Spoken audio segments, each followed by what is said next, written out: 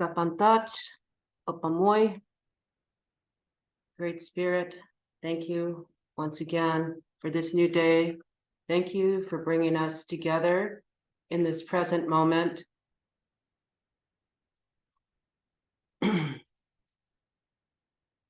May we forget our differences. May we remember our likenesses.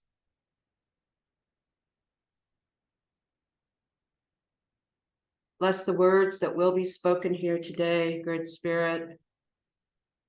Bless them with intention, with purpose, with love. Bless the sacred listening.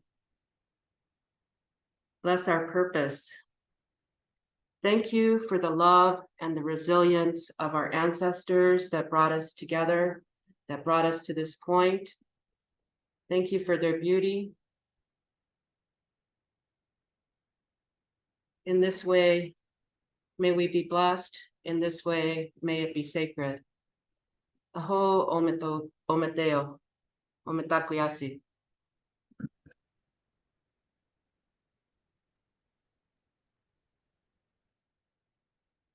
Hello, everyone. I'm Jim Garrison. I want to thank all of you for joining our Chartres community call today. Ramona, thank you so much for that opening invocation. It's so good to see you again after not seeing you and everyone else for several months now. We haven't met since the first part of July. I want to also thank Chloe for her musical recording that she sent so that we could just be graced with something from her as we begin our session today. As you all know, we at Ubiquity University have been convening an annual pilgrimage to Chartres in France since 2005. So we've been there for many, many years, and we take solace every year by going back to that sacred place. And in fact, our pilgrimage to Chartres is the sanctum sanctorum of our entire university and is at the heart of my tenure as president of the institution, since I dedicated my tenure to the Black Madonna and to Mary Magdalene. And so I am always grateful each month, on the second Sunday of each month, that we gather together. And this month, the month of September, we're just going to take a moment, as we've done for 18 years now, and just remember, just to recapitulate our transformations, any insights, any experiences that we had from our time together with Musica. It was the fourth of the liberal arts, that liberal art that is at the center of the 7 liberal arts, originally designed by Pythagoras over 2,500 years ago, as he came to understand that the entire cosmos, everything that is, the trillions of galaxies, our planet, each and every one of us, ultimately is reducible to frequencies of numbers in spatial relationship and sacred geometry. And that is this numerical construct of the universe manifests, it makes sound. So music is the sound of the cosmos. The whole cosmos, said Pythagoras, is a song. And so Musica is consecrated. And as you remember, we tried to strike one note together. And Chloe Goodchild, the lead faculty, got us all, 90 plus of us, to sing songs together. So today we're going to remember that. We're going to take about 15, 20 minutes to do that. And we'll hear from our faculty and those of you who want to express whatever it is that you express. And I'll try to bring you on and promote you to panelists so you can be seen and heard. And then we're going to take some time just to commemorate some of the major transitions that are taking place in our community. And then we'll close out our session with an announcement of where we're going to be next year and the dates, so that we can all start planning ahead. Because after this gathering in September, starting in October, we look ahead and we begin to prepare ourselves for our next pilgrimage into the sacred.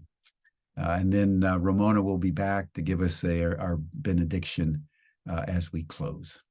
So thank you, everyone, for joining us today. And I'd like to just start and invite anyone that would like to do so to raise their hands and just indicate that you would like to speak, and I'll try my best to get you up. We'll try to keep our remarks a bit brief, but let's start with some of the faculty. Banavshe, Colette, why don't you say something, maybe Ramona, about your impressions and experiences at Musica? Welcome.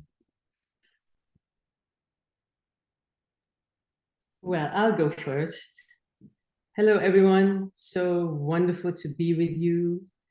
Those of you who were with us in Chartres, wonderful to be with you. And those of you who weren't with us in Chartres, great to be with you too. I feel like what stays for me from our time in Chartres is friendship. It's friendship and unity. Beautiful. You know, it was the seventh year, my seventh year with the Academy, with the Ubiquity Chartres Academy. And I have to say that from all the in-person gatherings we've had in Chartres, this was the most coherent and unified. You know, most of you, of course, know that a group, Pila left and took her group with her. And this created a vacuum, immediately created a vacuum. And then immediately it brought our team together in a deeper bond. We came together so beautifully, the team, the faculty, presenters, and staff. And the wave of our unity immediately reverberated into our entire group. And people really stepped into places where they felt there was a hole. They picked up tasks that they felt someone needed to take on. I was just so filled with love, with in the face of how people really stood up and took on things that they hadn't, you know, really come there to do. And so we kept our ship afloat. And for me, when I whirled in the center of the labyrinth, I felt our unity very viscerally. It was quite palpable. You know, this whirling in the labyrinth is very special. It's something that I personally am not attached to. It's really, and you know, Jim, we asked the labyrinth if this is appropriate to do. As you know, there has been controversy. Some people don't agree with it. But there's something about whirling, which is a unifying practice, a unifying dance, a unifying meditation. There's something very mysterious and significant to do that in the labyrinth, as the labyrinth also itself is whirling. You know, when we enter it, it whirls us in one direction, and then when we exit it, we've whirled in a different direction, in the other direction. And even though it's my wish and desire that everybody be able to whirl in the labyrinth if they wish to, even when one person does it and everyone else is holding space, and the way people held space that evening was so beautiful. We all sang together. And when I whirled, it was all of us coming together as one. And the entire week was like that. You know, we wanted to find our authentic voice and hit one note, and I really feel that that happened. So I'm so thankful to each and everyone who was present. And this wave of love, waves of love that we created together has been reverberating into the world, certainly into my life. Thank you, Banavshe. It was, in fact, in my recollection as well, a moment of supreme unity and coherence. And I think that's what allowed the group to end up on such an incredible note after the 7 days were over. So thank you for bringing that back in. Before we get to you, Colette, I want to note that Romy Birchler has raised their hand. So Romy, I'm going to let you talk. And you're still on mute. And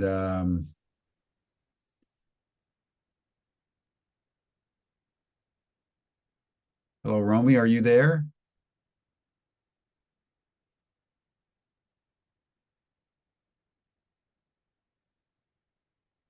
So I've promoted Romy to panelist, so you can maybe Romy's not connecting. Margot, why don't you come in? Hello, can you hear me? Yes. Okay, hi. So it was a really powerful time for me too. It was my second time participating in person, and I have joined as panel. Yeah, put your video on. It would be nice to see you. There we go. Hi. There we go. And then we'll go to you, Colette.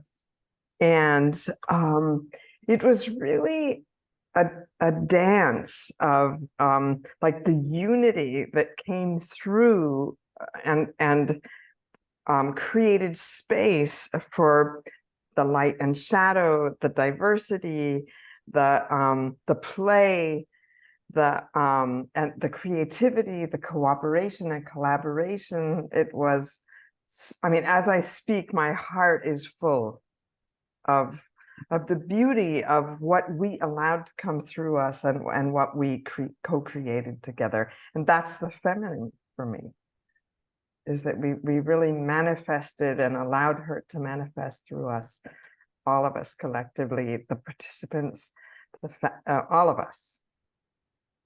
We did this together. We allowed it to happen through us. And it's been really transformational for me. It's beautiful to be a part of. Well, thank you, Margot. And the way Margot instantly and without reservation at all took up the dreaming with Colette and Brenda was one of the most remarkable parts of the whole week. There wasn't a moment's hesitation. So Margot, I really want to acknowledge that and thank you for your leadership, because you demonstrated exactly what Banafsheh was saying, that we all just came together in remarkable ways. So thank you for that. Yeah, thank you, Margot, Colette. Colette, why don't you join in? And then I see Brenda. Then we'll have Brenda join. And Kaylin, yes.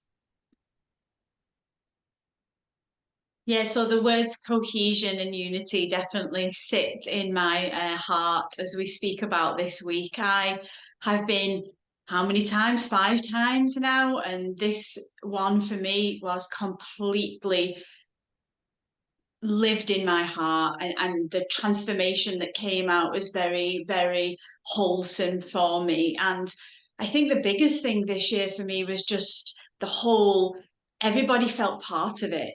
It wasn't a speaker audience kind of relationship. It really felt as though everybody was part of the interaction. It was more of an interaction. It was more of a community family gathering. And I remember the first year that I stood in the cathedral and had some remembrance that I was possibly there when it was built, or I was part of that dynamic, and that I was finally coming home to family. That was kind of a seed that was there that was almost unbelievable. And even with the realm work and the other work I do, I kind of really, truly seeded that in my heart this year. And I knew that this community was meant to be together. We were meant to be together, and the waves of love that we created between us and the diversity the difference of approaches, the different people, the representation of, you know, different parts of the world and different ways, that all came through for me to say we are a diverse collective. We all have different ways, and let's carry on in this thread where we're completely weaving together. So the waves of love definitely ricocheted through that community this time. And I was just, yeah, the transformation's still working on me. It's still with me. It's still having an effect on me. And I am really, truly grateful for every single soul that came and was part of that transformation. So I'm in deep appreciation. Thank you, Colette, and thank you for bringing that extraordinary druidic energy into the week. That was beautiful, and both Margot and Colette, everyone, and as well as Kaylin, who will talk in a few minutes, went on with the smaller group down to the Dordogne and helped curate that experience where we went into these Paleolithic caves. So Margot and Colette really get the gold star for our time together. So I just want to acknowledge both of you and thank you very, very much for everything that you did. And Colette's also linked us up with the largest druidic order. So now Ubiquity and the Obid Order of Druidic Training have established a strategic partnership to really expand Druidic training, including with graduate degrees into the world as we move forward. So thank you so much for that. Kaylin, why don't you say something?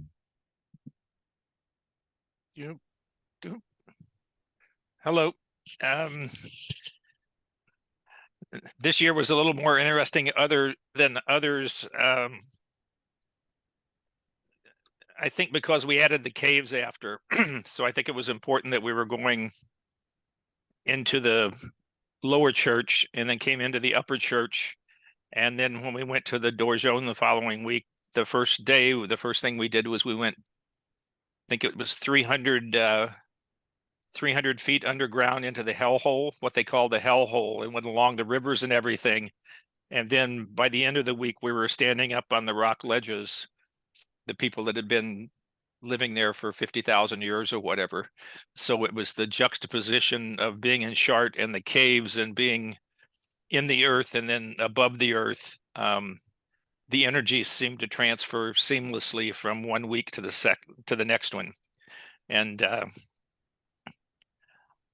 the crop circles that appeared after, I think I posted the crop circles that appeared after, where it appeared to be the one where Moni's feathers, surrounded by the six petals of the labyrinth, and then the one that looks like the mother tree that was inside the petals and the 12 circles, which are typically on the stained glass windows. So I can usually tell some circles when they form that are related to Chartrean energy, for lack of a better word. And the feathers, because I was watching Moni when she was walking the labyrinth, and she had the 3 feathers being held in her hand. So it seemed kind of an easy view of that particular circle that appeared the same night that it had the 3 feathers around it. So I think hopefully we have returned the mound to its original owners and its rightful heirs, from the people above Earth. We've returned it to the people who were concentrated on below Earth, and so I think we've come full circle after 17 years. It took 17 years to get there, but I think we've been very methodical in the way we've played this over the years, and I was just happy for everybody who was there this year, and the energy that you brought to the situation that unfolded before us and the opportunities that we had energetically, and everybody played their part, and it seemed successful to me. So Thank you, Kaylin. I want everybody, before we go to Brenda and then Ramona, I want everybody just to pause for a moment and take in what Kaylin just said. Here we are in Chartres, west of Paris.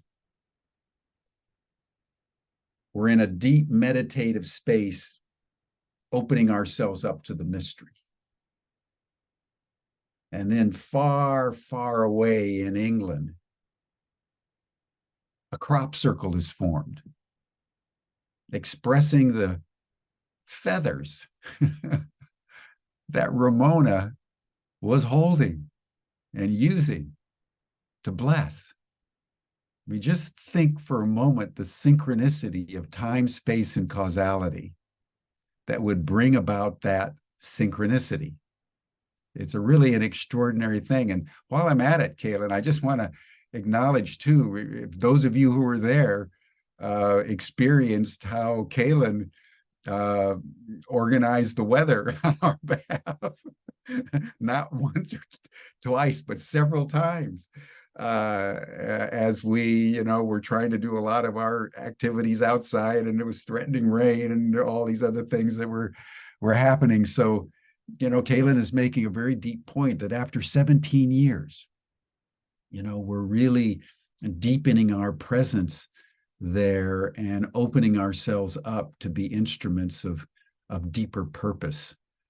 So I just want to thank you, Kaylin, for everything that you've done to enable us to do that year by year as you've been present from the very beginning.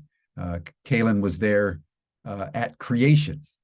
And so he's been monitoring and guiding ever since. So thank you for that.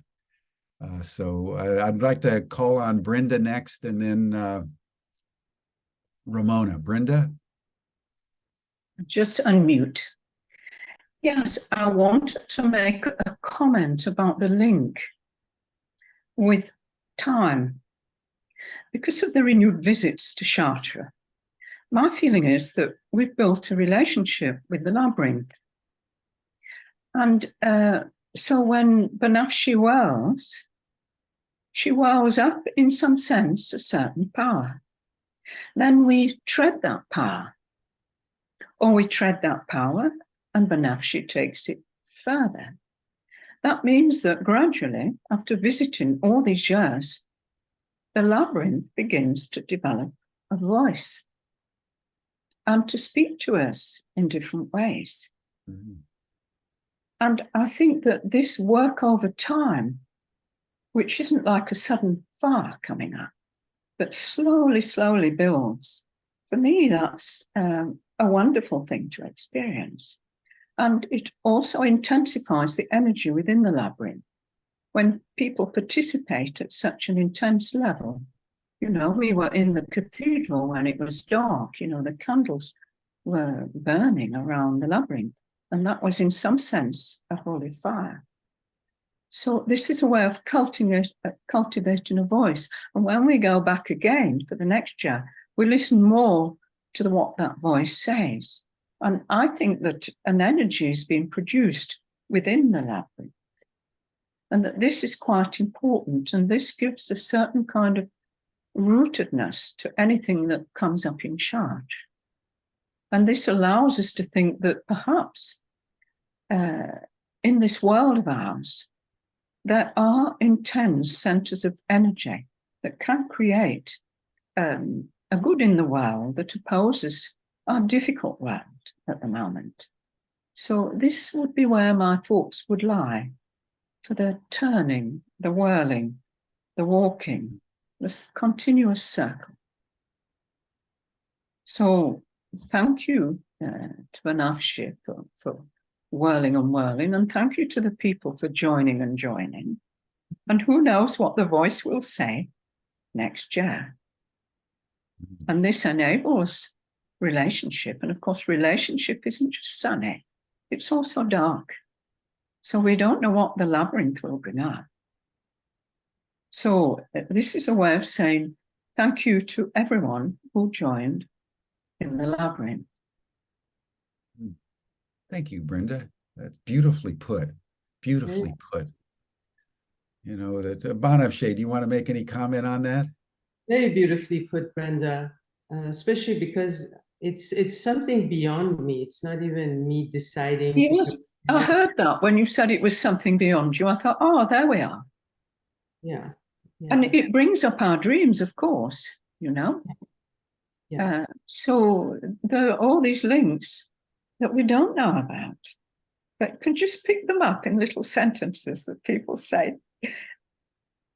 Yes. No, that's very profound what you bring. Yes. And I love how you say we're doing it together. So maybe I'm physically whirling there, but it's something we're doing together with our shared hearts. Because that's very important for the whirling as well, is to have to be in this it is a unifying practice, but it also requires a unity to begin with. Yeah, and of course, I'm sure that there's a spirit of place there. Yeah. Yeah. And it's speaking more and more that the walking and the whirling is done. So I'm listening. I'm listening. Yeah, we'll all listen next time. Thank you.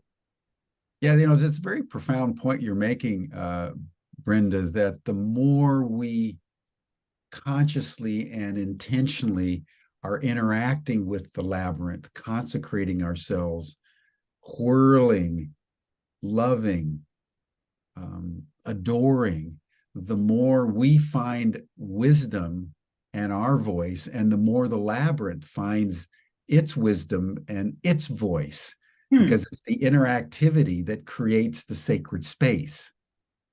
Yes, it's the inner activity. It's not what we do outwardly. Yeah. You see, you know, I say this because I especially felt when I reflected, I think I've been 3 times, and each time the labyrinth seems to have become a stronger experience rather than something I've got used to. And I realized I could never get used to it because it speaks again with something different. Yeah. Yeah. And of course, when one thinks that when Chartres was built, the men working on it were themselves in a holy place. It wasn't just built by builders. There was a religious school at Chartres among the Masons. Yeah. Well, thank you so much for bringing this energy in. Thank you. Thank you. Ramona, do you want to open up your video? There you are. Wow, Brenda, that was so amazing. What a observant, beautiful observer you are of what we went through, and I just really appreciated your words. And that's how we talk about instruments, feathers too. The same way, you know, we just say that, you know, the more we interact with them, the more the qualities of these instruments become amplified, and that you can use the different birds and the different instruments that you use. You can actually use the qualities of that animal or that bird, or, you know, so that's exactly how it is within the Native American thinking about our instruments. So about how you expressed about the labyrinth. So thank you. That was really a wonderful observation and expression. And that was my very first time in Chartres. So I had never been there before. I've never been to Europe. I had no idea what to expect. I'm new to this community. So it's kind of interesting for me how I was moved to be in when I was there. It was really wonderful, actually. And I think because it was a ceremony, I did not see it as a lecture or anything. I saw it as a ceremony, and I went to it with that intention that it was ceremonial. I felt that everybody in there was in ceremony. We were in this very wonderful ceremony. And I think Heather Ash said, you know, I love pilgrimage, you know, and pilgrimage is really all about ceremony. And we really were in pilgrimage. And it was so beautiful. And I really did not dream at all when I was there in Chartres, but when I came home for a whole week, and I didn't go to the caves with the group that went to Dorgon, although I was in Dorgon, but I didn't meet up with them for some reason. Me and my sister friend Cindy didn't get a chance to. And but I came home and I was in the lower church below the well for 7 nights. And I was just dreaming, and there was people talking in languages that I did not understand, and it was not French, and it was not Latin, it was another language. And somewhere around on the 3rd or 4th day, I was like covered with, there was these big spiders, and they were like making this beautiful web that they were covering me with, and I was allowed to walk with it. And that was really a wonderful thing. So, you know, whatever experience I had in Chartres, you know, it was very, very, very deep underneath the earth, like Kaylin was saying, that deepness that you guys experienced in the Dorgon. It was way down there. I don't know where it was, and I don't know what language people were talking, but I did really feel blessed and really felt honored to be with each one of you. And I felt there were so many beautiful people that I was really happy to meet you all. And I'm, you know, glad to start to become a member of the community too, because this is a community. So thank you all. Thanks for listening to me. Well, and thank you, Ramona. The way that you came into our presence as the week unfolded was nothing short of extraordinary. And the graciousness with which you just presenced yourself was really, I received it as deep affirmation that we were all coming together with a unity that was bringing out of the community voices like yours that were new, but the ease with which all of us came together was one of the most profound experiences I think that I've ever had at Chartres. It was very, very deep, and so the energy that you brought in, and the way you blessed Banafsheh before she whirled was such an extraordinary synchronicity of timing. I still marvel at how the universe works. It's an amazing thing.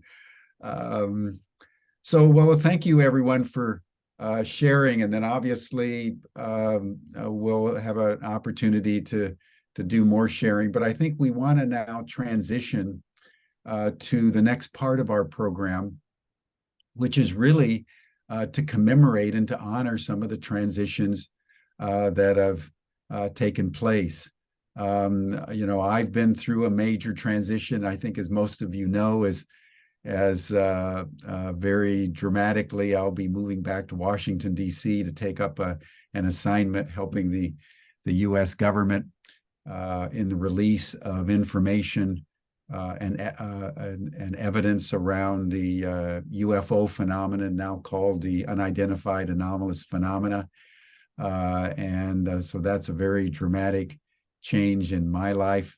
I'm hoping to stay present and continue with the Chartres Academy. That's my deep love for everything that I've done through Ubiquity, but my life is really transitioning.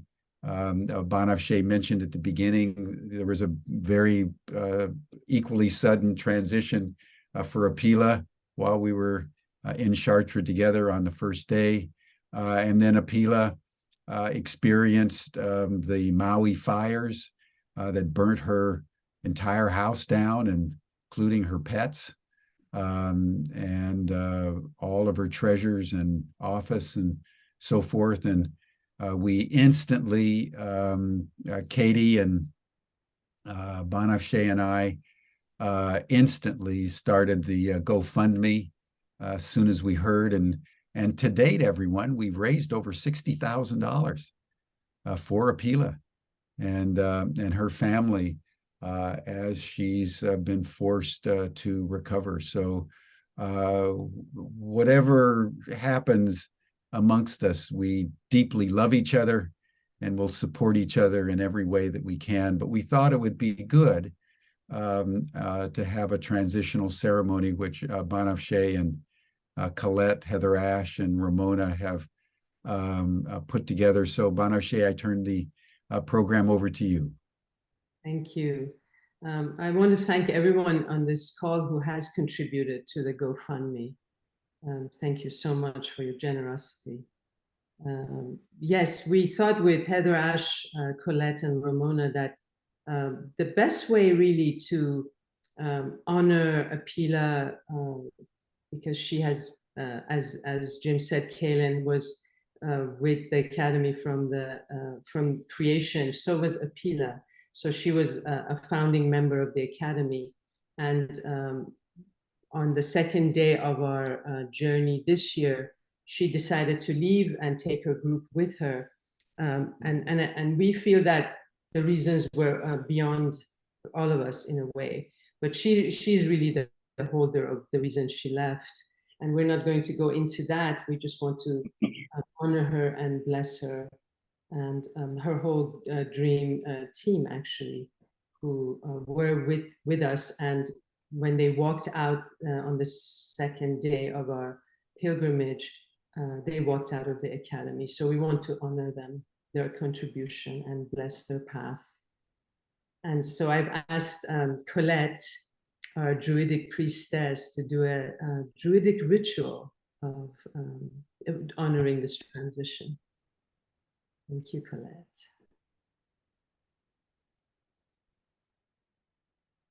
So it seemed apt for me to ponder in nature in my own sacred grove on how we kind of, move through transition and change. And after my meditation, I look upon the ground and I see the 3-leaf clover sat on the ground below me. And so I collect a bunch of the clovers, and in Druidic training, we honor the 3-leaf clover without looking for the 4-leaf clover. So as Druids, we like to do everything in triplets. The number 3 is very sacred to us. And we remember when we look at the 3-leaf clover and any plant life, in fact, the journey of the Druid and the elements of the Druid. And we covered this in great detail in the Dordogne of the 4 elements. But we as Druids, we like to coin 3 terms. So when I picked the spirit of the clover and worked with the spirit of it, I remembered the kalas. And the kalas is the roots, the foundation, the stability, the place of normality, of security that we're all used to. And the kalas is very important. We wouldn't compare it to the earth energy, but we would say it was earthed. And as I looked at the clover and of life itself, I then honoured the second part, which is the Nawifra. And the Nawifra is the life force. And after the Kalas, the Nawifra comes from the growing of the clover. The clover gets a life. It grows from stability, security, stillness.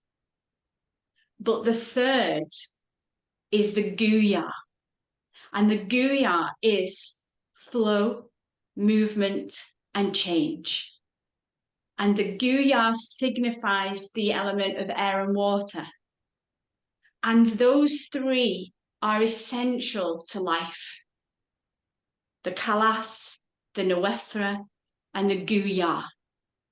And so when we hold the 3-leaf clover, we remember that there is always movement, there is always change.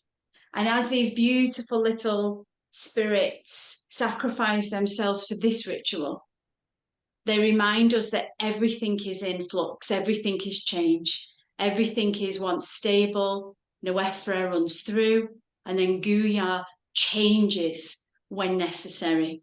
And these little beauties are as susceptible to change and to the elements as we all are as humans. And so we must gracefully move through the 3 stages, not holding on, but allowing and accepting that change comes, that new comes, and sometimes that leaves us a little bit rumbled or unstable. So I offer the energy of water that comes with the Guya, and I bring in the beautiful clover that 3 petals to us means hope, faith, and love.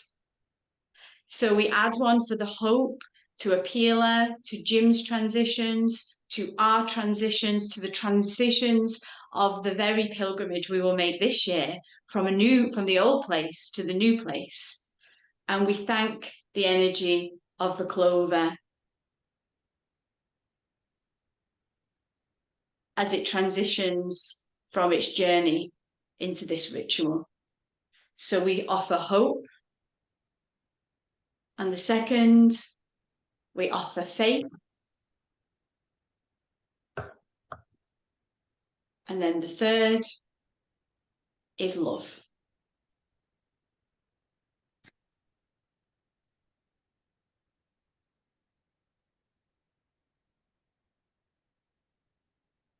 May the road rise up to meet you. May the wind always be at your back.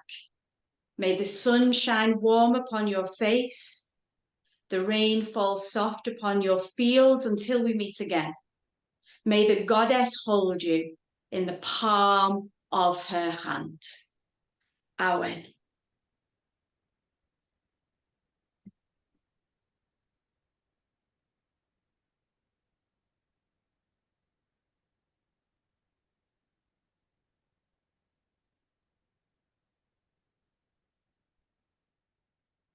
Awen. Thank you, Colette. Thank you so much.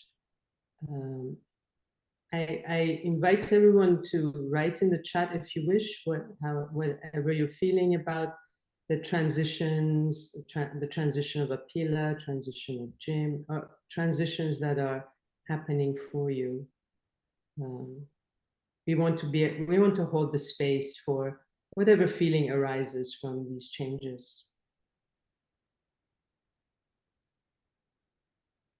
And Jim, I would like to turn it over to you.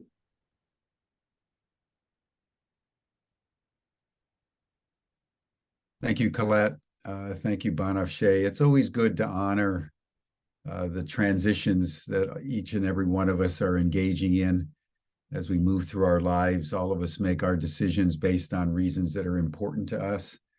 And our task as a community is simply to honor the decisions that are made, and under any and all circumstances, to love one another, particularly when any of us come under duress. And I want to just reiterate my deep gratitude and thanks for this community to come together and collectively to contribute $60,000 to Apila, and to do so in only a matter of a few days. Was quite an extraordinary. I'd never done a GoFundMe before. And so this was my first experience, but this really works because there's a lot of generosity out there. And I know Pila has expressed to me and to many of you her deep appreciation because she was quite literally wiped out and got away with just her clothes on her back. She happened to have a moment to grab her computer, car keys, and drove off with Timothy, who was in the house with her. So we wish her all the best.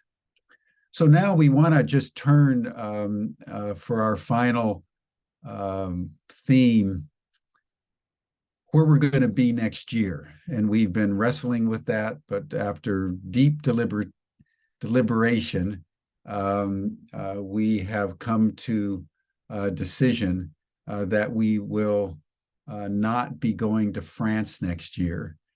Instead, we'll be going to Mexico, outside of Mexico City, to the pyramids of Teotihuacan.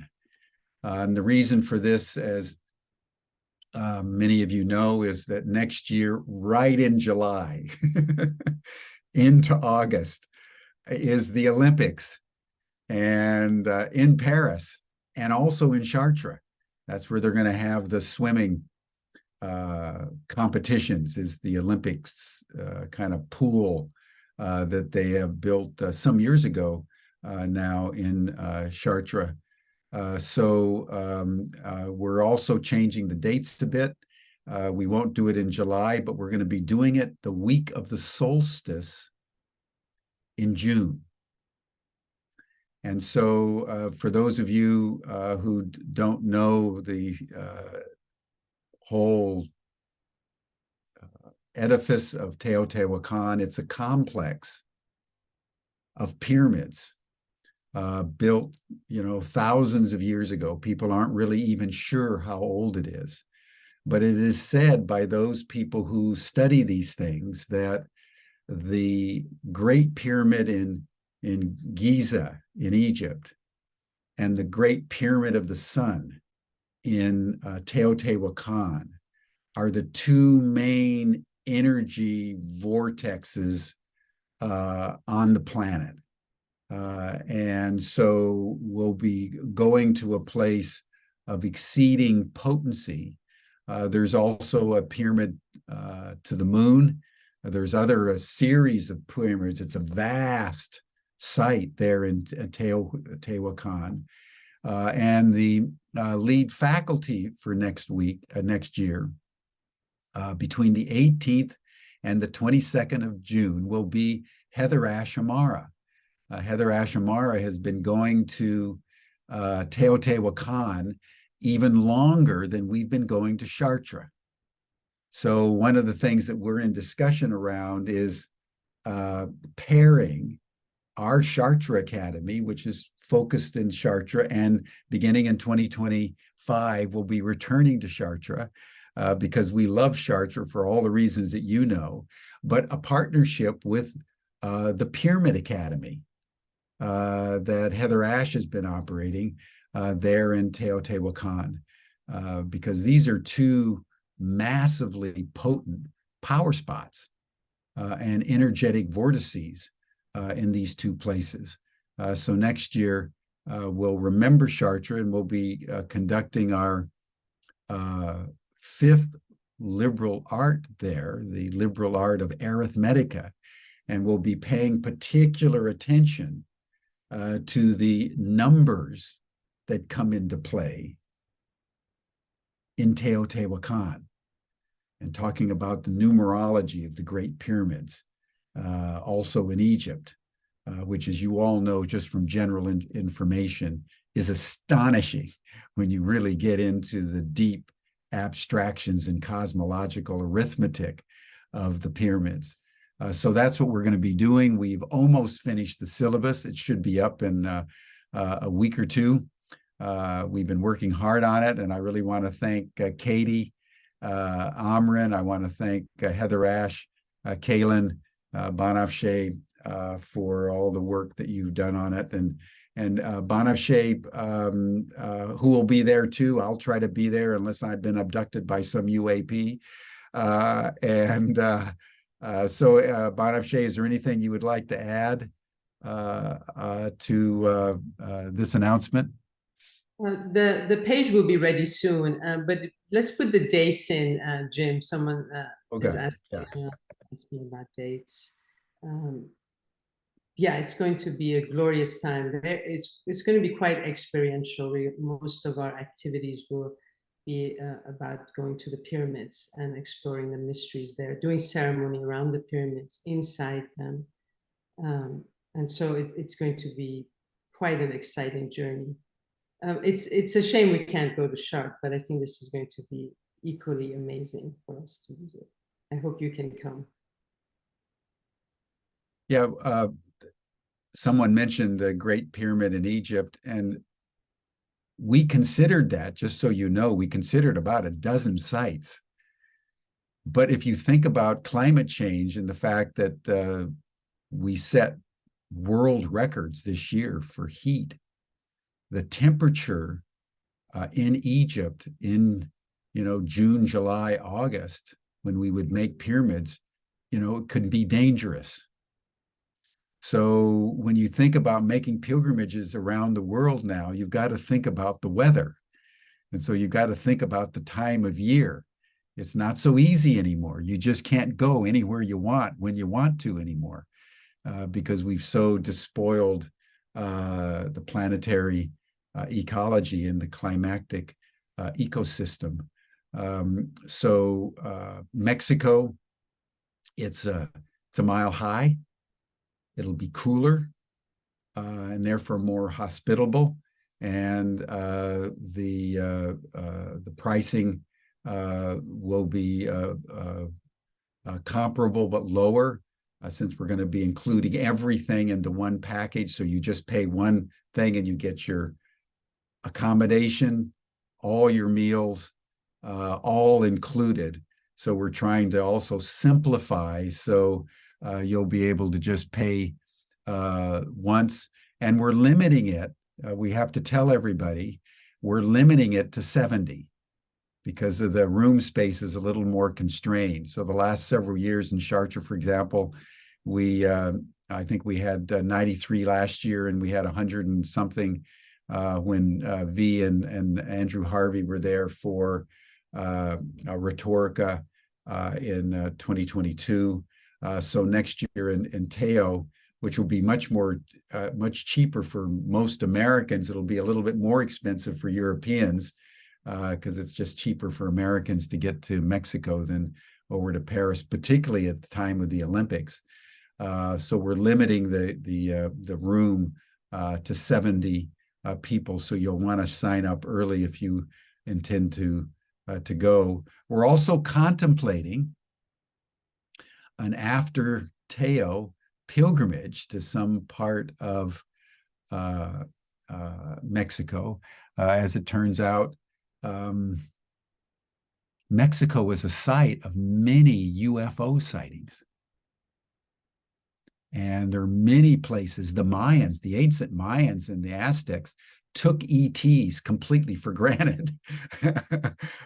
That was not a surprise to them. It's only we moderns that have forgotten the history of connection with extraterrestrial intelligences and so forth. So that is being contemplated, and we'll make an announcement about the post-Chartres pilgrimage. We may go down to Machu Picchu in Peru while we're down there in Latin America, but we'll let everybody know about that as we progress. So we want to thank you for this recapitulation that we've done today. It's always so important to remember. Remember, Plato and the ancients said that that's the only thing that we know, truly, is what we can remember. And I want to appreciate the transitional ceremony and the consecration that we've made, particularly of Apila as she goes through very dramatic transitions in her life. And we want to just hold her in the community of love that is, as we've talked about today. And then we'll be putting up the information and the registration page for Tehuacan as soon as we can. So we'll close out now. Banavshe, do you have any closing words that you would like to share? And then we'll have Ramona give us our benediction. Yes, I want to thank everyone who has participated today, the presenters, the panelists, and also the participants. Thank you for being part of the ceremony of transitions. And now I would like to turn it over to Ramona, who will be giving us a blessing, a transitional blessing. Thank you.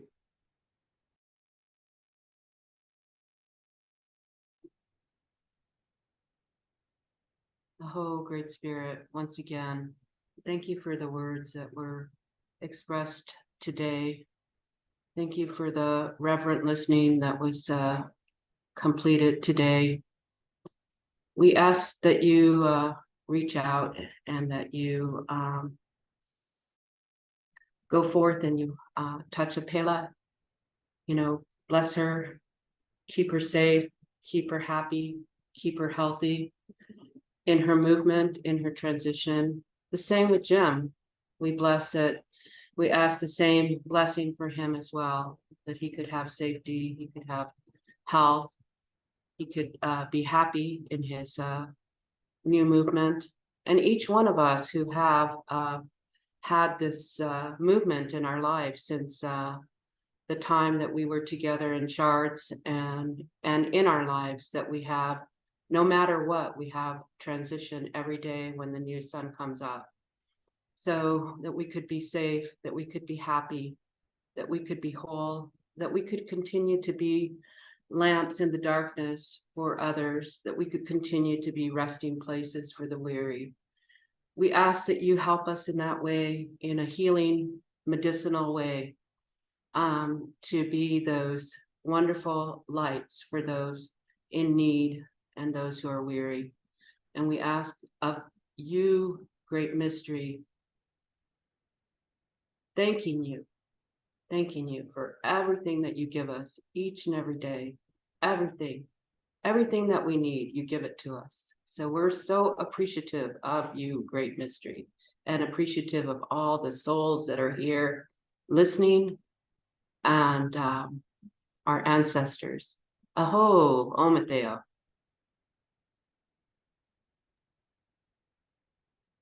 Thank you, Ramona. Thank you, Banafshe, Colette, Brenda, Margot, Kaylin, all of you contributed so much to an extraordinarily mystical experience in Chartres together. And we look forward to being together once a month. Next month in October, and the second Sunday, we'll have Heather Ash Amara talk to us about the mysteries of Toltec wisdom and Teotihuacan, and then we'll begin our preparation to the summer solstice in June for our meeting in that sacred place. So thank you, everyone. That brings our program to a close, and we'll see you a month from now back again here on our Zoom call for our October Chartres Community Call. Bye for now. Blessings. So much love to you.